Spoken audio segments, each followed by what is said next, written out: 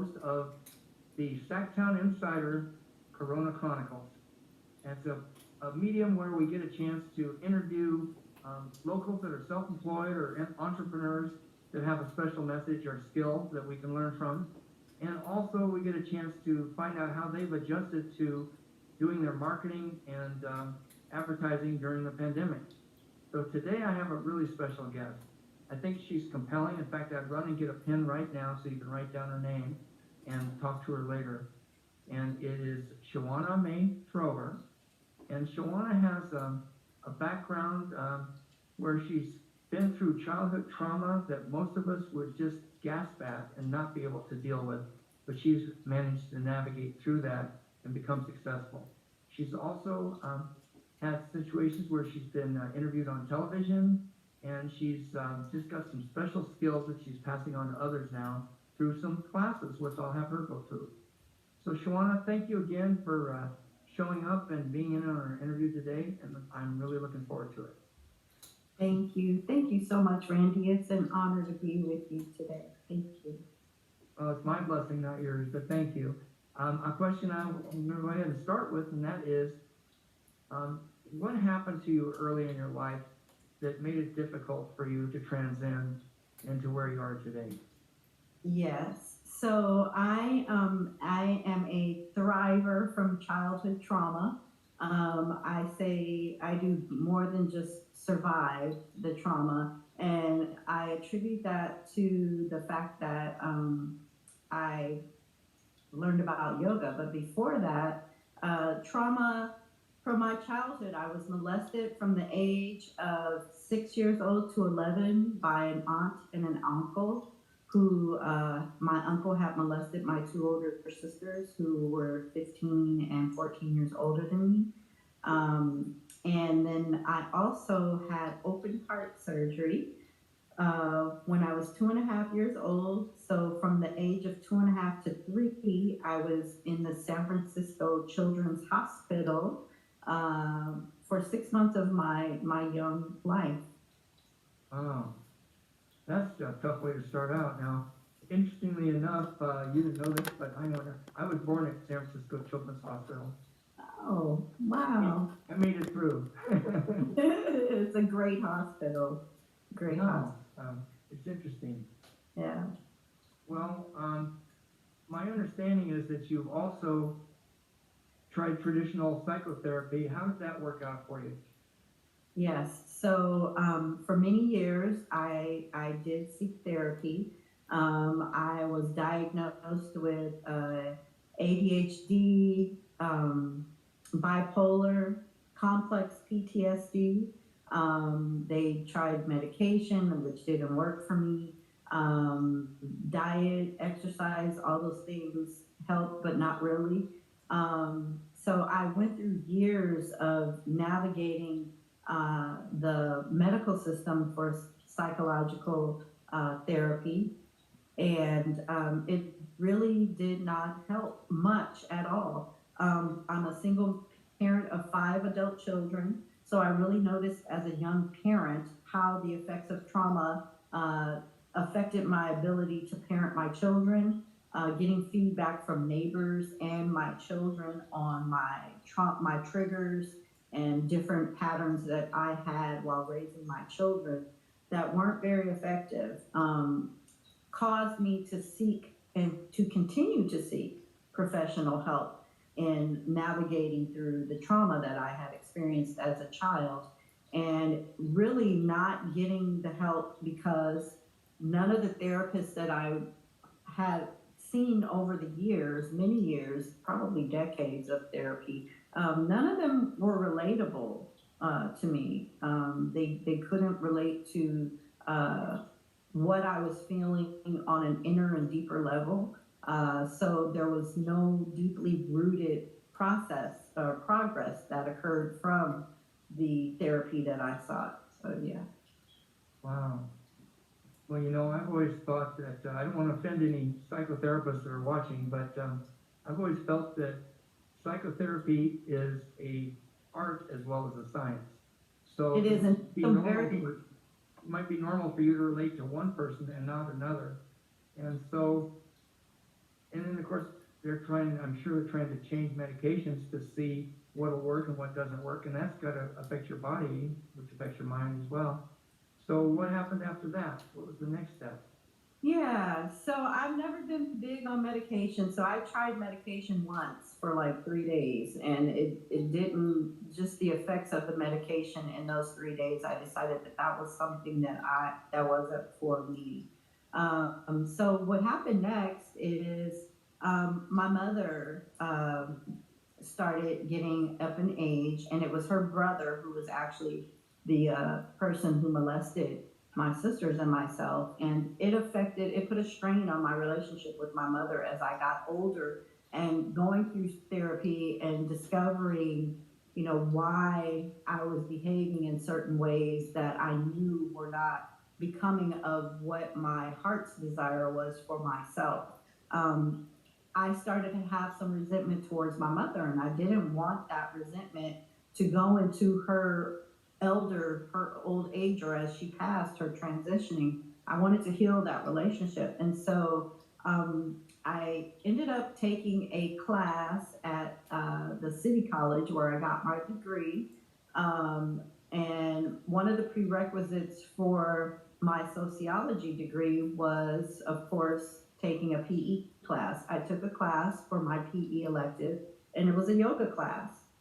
And it was there in that class that I really was able to break the curse, if you want to call it that. I was really able to break through the triggers and the feelings that had been held inside me for so many years. There was no way that I could be sitting here talking to you about my trauma without bawling my head off and just being, blood, just crying and not being able to get my words through the tears and the emotions.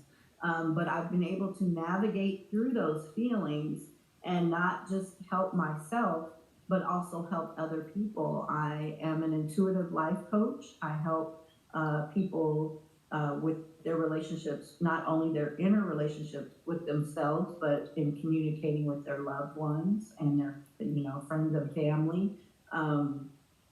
And I practice yoga. I'm a yoga practitioner now.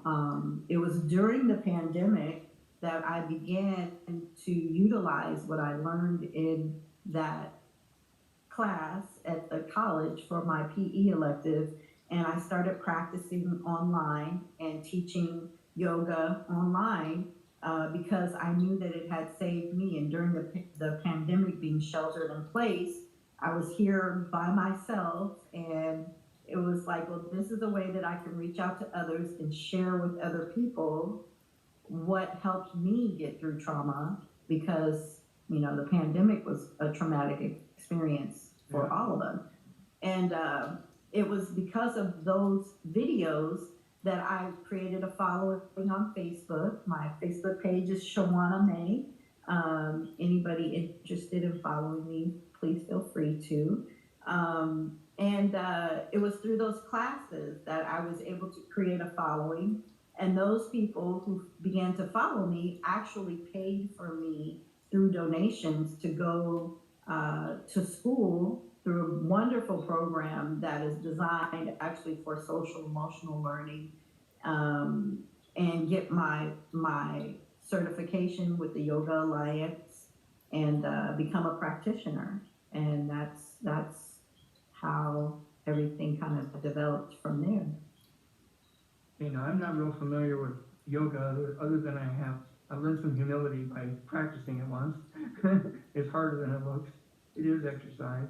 But do you normally have music with that, or is it up to the person that leads the class, or how's that work? It is up to the person that leads the class. When I took when I took the class at the city college, we didn't have any music. There might have been some music playing here and there, maybe, but I don't remember us having any music. In my classes, I do generally have some background music. It may be nature sounds, it may be, really peaceful, zenful type, vibrational type music going. I'm really big on nature sounds, so usually it might be a river and some birds, in the background, or some nature sounds going. Interesting. I would probably want American Indian music. That's I my, love person comes my hair does that for me. I like that. It's so relaxing. the flute So music. what age group typically shows up for your classes? Is it mostly females that are middle aged, or what is it?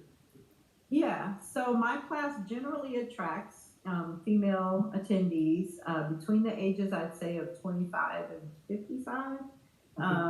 So yeah.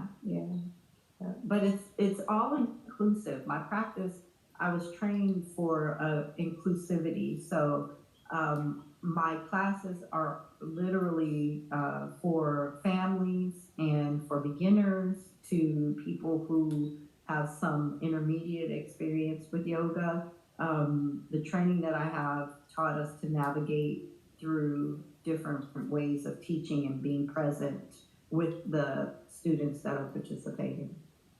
Interesting. Well, it sounds like it'd be fun to get together as a group. So I wish you some success on that. I have a question now. Is where did the phrase that you use called feeling Omi come from? Yes, thank you.